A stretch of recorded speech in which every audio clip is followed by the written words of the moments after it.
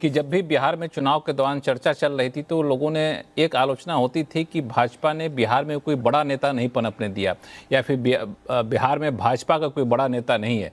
तो अब ये नाम ला करके एक बता दिया कि भाजपा का बड़ा नेता है बिहार में। ऐसा मत मानिए, भले ही कार्यकर्ता हो, उम्र भले ही छोटी हो, लेकिन नेता हमारा बड़ा है, ये भी एक मैसेज देने की कोशिश की गई। लेकिन संजय जी की बातों को और संगीत रागे जी की बातों को जोड़ करके सवाल पूछूं विनोद अग्निहोत्री जी आपसे, विजय जी आपके पास भी आऊँगा आगे चलकर, कि ठीक है, युवाओं को जब हम कमान देते हैं तो अगर पथ प्रदर्शक के तौर पर, गाइड करने की भूमिका के तौर पर अगर प्रधानमंत्री मोदी रहते हैं, अमित शाह रहते हैं, तो गलती क्या है? आप भी घर में किसी बच्चे को अगर बड़ी जिम्मेदारी देते हैं, साइकिल चलाना ही सिखा रहे हैं, ड्राइविंग सीट पर बैठा दिए, तो बगल में कुछ देर तो बैठ कर देखेंगे ना सही चला रहा है कि नहीं चला रहा है, बताएंगे ना हाँ ऐसे चलो वैसे चलो। तो गलती क्या है, गलत क्या है इसमें?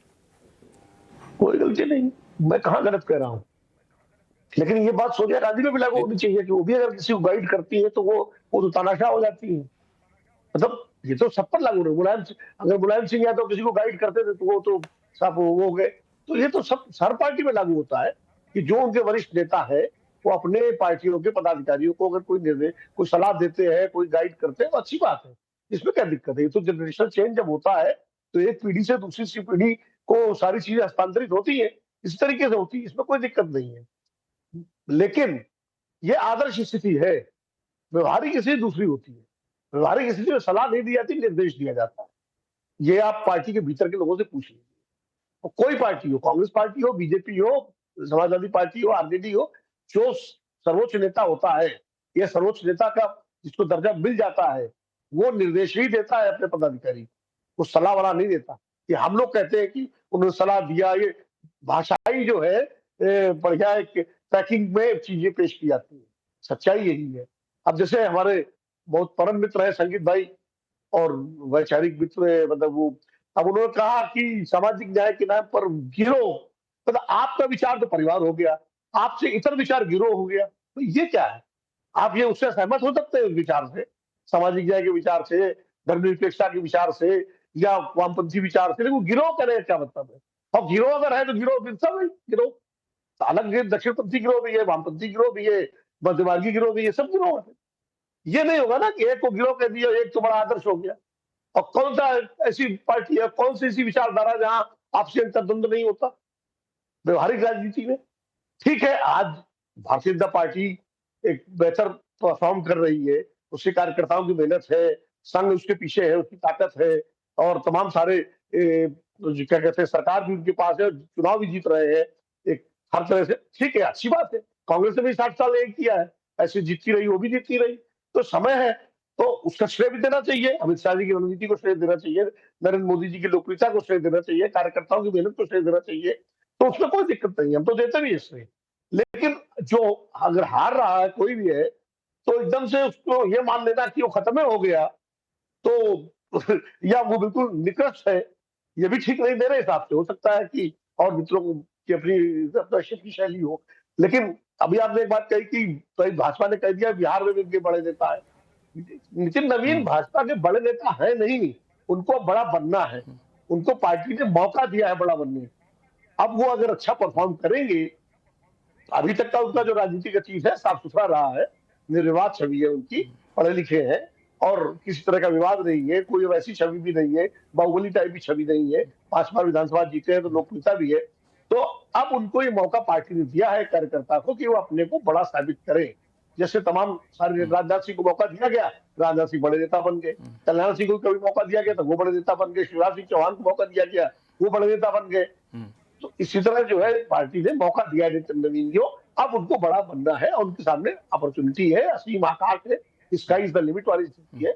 और सही नरेंद्र मोदी जी और अमित शाह जी का गाइडेंस और मार्गदर्शन और संरक्षण को मिलना भी चाहिए। पार्टी के नेता है वो सर्वोच्च, इसमें क्या दिक्कत? संगीत रागे जी।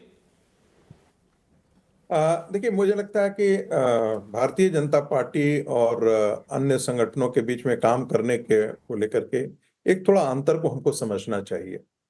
संघ में जब सरसंघ चालक की भूमिका तय की जाती है, आने वाला सरसंघ चालक कौन हो जाता है, तो ऐसा नहीं है। हजारों प्रचारक हैं संघ के और उनमें से उनका देखता रहता है, चुनाव की एक प्रक्रिया अंदर ही अंदर मंथन होते रहता है, कौन लोग हैं और शीर्ष नेतृत्व का एक समूह है जो फाइनली इस निर्णय पर पहुंचता है कि हाँ, अब जो बागडोर है या आने वाले जो दिशा निर्देशन है वो इनके हाथों में नेतृत्व दिया जाना चाहिए। नचिकेताओं को ढूंढने की कोशिश होनी चाहिए और मुझे लगता है ये हर पार्टी के अंदर होनी चाहिए। आप किसी ने अंदाजा क्या कोई कह सकता है कि नितिन नवीन को आज के दिन में जो मिला है वो चापलूसी के आधार पर हुआ है या परिक्रमा संस्कृति के कारण हुआ है या कोई अन्य फेवर के कारण हुआ है? वो उनके आंखों के तारे थे, उनके प्यारे थे, ऐसा तो नहीं। इस कारण मिला है कि जो शीर्ष नेतृत्व है भारतीय जनता पार्टी का और राष्ट्रीय स्वयंसेवक संघ का, उनकी नजर में वो पता नहीं कितने वर्षों से होंगे, 2 साल से होंगे, 400 साल पे होंगे, उन पर नजर रखी जा रही होगी कि ये कैसे काम करते हैं, कितने मिलनसार हैं, कितने मृदुल स्वभाव के हैं, इनकी छवि कैसी है। देखिए, ये कह देना बहुत मुझे लगता है कि कह देने के लिए अभी तो पूरा कर रहे हो कि भाई वो रबर स्टैंप की तरह जो है वो हमेशा तो अध्यक्ष तो जो है वो अमित शाह जी ही हैं और अमित शाह जी को जो है वो एक कार्यकारी अध्यक्ष की आवश्यकता थी, इसलिए नितिन जी बने। ये तो एक सपाट टिप्पणी हो जाती है। जब तक हम उस व्यक्ति के बारे में और उसके काम के बारे में आने वाले दिनों में विश्लेषण न कर लें, तब जब हम ऐसी बातें टिप्पणी करते हैं तो मुझे लगता है कि हम पूर्वाग्रह से ग्रसित हैं। आने वाले दिनों में हो सकता है कि वो बेहतर इससे काम कर सकते हैं। आने वाले दिनों में क्या, हो सकता है वो आने वाले दिनों में क्या परफॉर्म करेंगे, कितने निर्भीक होकर फैसला लेंगे, ये काफी हद तक तय करेगा कि उनका प्रतिमा भंजन जो है ना, शुरू में ही करना ठीक नहीं है। मेरा सिर्फ इतना कहना है। शुरू में विजय विद्रोही जी, ये जो अभी संगीत रागे साहब कह रहे थे कि दूसरी पार्टियों से और यहाँ के भारतीय जनता पार्टी कार्यकलाप के अंतर को समझा रहे थे। समझाते उन्होंने ये कहा कि बाकी पार्टी में आप स्वाभाविक तौर पर एक नाम को लेकर समझ जाते हैं, इनका बनना है, बनते हैं तो कुछ न कुछ लॉजिक दिया जाता है कि इनके सगे हैं, इनके निकटतम हैं, इनके साथ रहते हैं, इस वजह से इनका बन रहा है।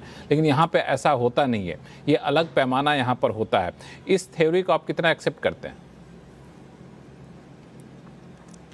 बहुत हद तक ठीक बात है। दूसरी पार्टियों का वो तो जिक्र आपको यदि याद हो कि संसद में जब अखिलेश जी ने एक तंज किया था अमित शाह जी को कि आप अपना पार्टी अध्यक्ष नहीं ढूंढ पा रहे थे, तो अमित शाह जी ने कहा था कि मैं आपको गारंटी देता हूं कि 25 साल आप अपनी पार्टी के अध्यक्ष रहेंगे। लेकिन भारतीय जनता पार्टी करोड़ों कार्यकर्ताओं की पार्टी है, तो वहां ढूंढने में टाइम लगता है। तो इसलिए, और अभी तो जितनी पार्टियां चल रही हैं, यदि लेफ्ट को छोड़ दे तो सबके अध्यक्ष लक्ष्मण जी अभी बैठ के डिसाइड कर सकते हैं, बता सकते हैं कि कौन कौन कब कब अध्यक्ष रहेगा, लेकिन बीजेपी का नहीं बता सकते। इसमें ये तो बिल्कुल ठीक बात है कि बीजेपी में हो रहा।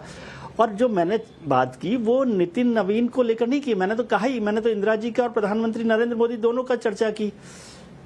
उनका तो उनके सवाल ही नहीं, उनको अभी मौका मिला है, वो कितना आगे करेंगे ये इस पर बात ही नहीं की हमने। नितिन नवीन की योग्यता पर मैं सवाल नहीं कर रहा।